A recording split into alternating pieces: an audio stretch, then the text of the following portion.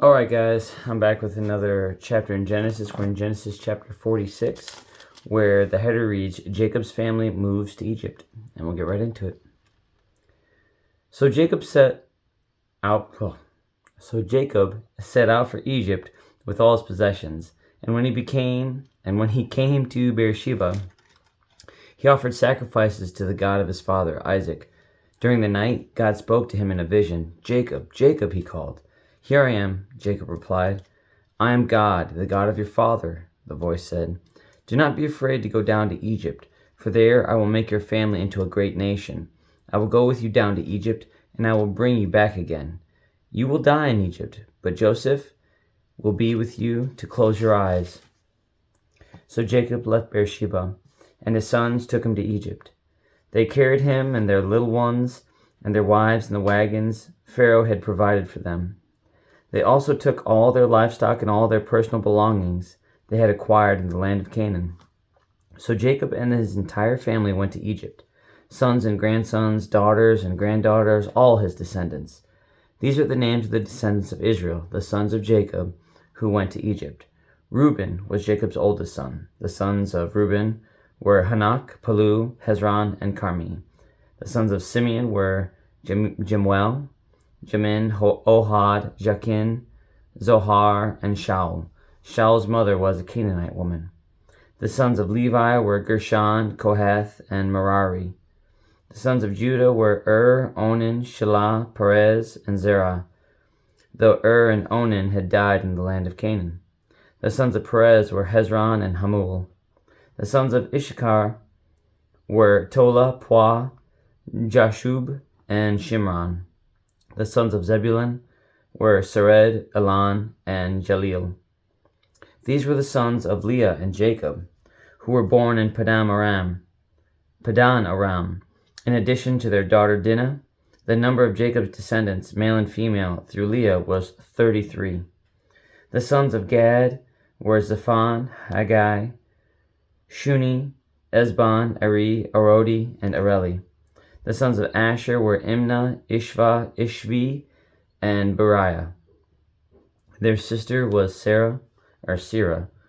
Beriah's sons were Heber and Malchiel. These were the sons of Zilpah, the servant given to Leah by her father, Laban. The number of Jacob's descendants through Zilpah was 16. The sons of Jacob's wives, Rachel, were Joseph and Benjamin. Joseph's sons, born in the land of Egypt, were Manasseh and Ephraim. Their mother was Asenath, daughter of Potiphera, the priest of On. Benjamin's sons were Bela, Becher, Ashbel, Gera, Naaman, Ehi, Rosh, Mopim, Huppim, and Ard. These were the sons of Rachel and Jacob. The number of Jacob's descendants through Rachel was 14. The son of Dan was Hashim. The sons of Naphtali were Jaziel, Guni, Jazir, and Shilem. These were the sons of Bilhah, the servant given to Rachel by her father, Laban. The number of Jacob's descendants through Bilhah was 7. The total number of Jacob's direct descendants who went with him to Egypt, not counting his sons' wives, was 66. In addition, Joseph had 2 sons who were born in Egypt. So altogether, there were 70 members of Jacob's family in the land of Egypt. Jacob's family arrives in Goshen. As they neared their destination, Jacob sent Judah ahead to meet Joseph and get directions to the region of Goshen. And when they finally arrived there, Joseph prepared his chariot and traveled to Goshen to meet his father, Jacob. When Joseph arrived, he embraced his father and wept, holding him for a long time. Finally, Jacob said to Joseph, Now I am ready to die, since I have seen your face again, and I know you are still alive. And Joseph said to his brothers and to his father and to his father's entire family, I will go to Pharaoh and tell him, My brothers and my father's entire family have come to me from the land of Canaan. These men are shepherds, and they raise livestock. They have brought with them their flocks and herds and everything they own.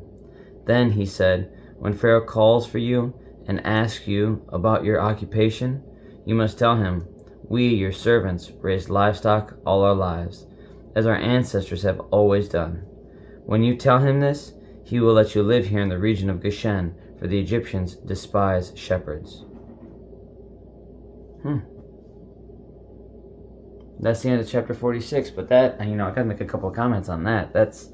So I'm gonna read that last part. It was at 33. Then he said, when Pharaoh calls for you and asks you about your occupation, you must tell him, we your servants have raised livestock all our lives, as our ancestors have always done.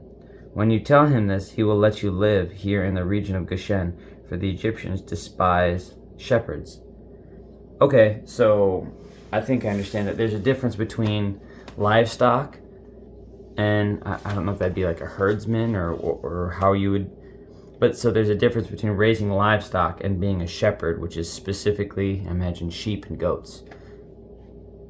I would imagine sheep and goats would fall under livestock, and so I guess that might be like a nuanced thing that I'm not sure. I might have to do some background stuff. I live in a rural area, so you'd think I'd know, but I don't. I'm unsure of that specifically.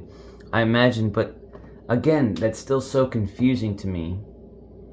I understand there's some discernment to withholding certain truths at certain times, and that we see that in the Bible, but that's still a lie to some extent, right? Again, you could take that as as comfort to know that God's still going to bless those that aren't doing the right thing all the time, simply because His promise, and He just desires a relationship with you, regardless of your sin. The closer you get with Him, you're going to want to deter or move away from your sin, and that makes sense. But what's interesting is some of the heroes in our Bible just constantly reaffirm that, nope, well, we need to do the bad thing right now, or maybe we don't need to, we should, and God still blesses this on. This is His line. This is our line as Christians. And so I understand the discernment to maybe not be as upfront or truthful with Pharaoh, but they also hate Hebrews. They have to know that he's one. Or maybe that's part of it. Maybe they say that, hey, we don't associate with the fact that we're shepherds. That would let them know that we might also be Hebrews and this, that, and the other. But to have to hide your identity from an entire nation or nations just seems like such a burden. An inability to be yourself, even amongst family, is a unique place to be. But I mean, God blessed it all, and He promised that too. I mean, it worked out for Joseph. So I guess if it ain't broke, don't fix it. Whatever God's will is, I mean, let it be done, and not mine.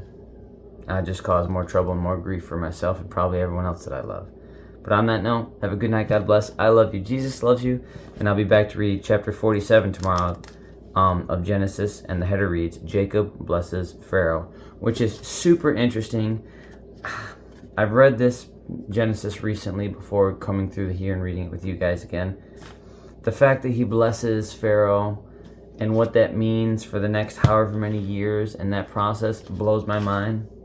But have a good night. God bless. I'll see you guys tomorrow for chapter, I think it was 47. Have a good night.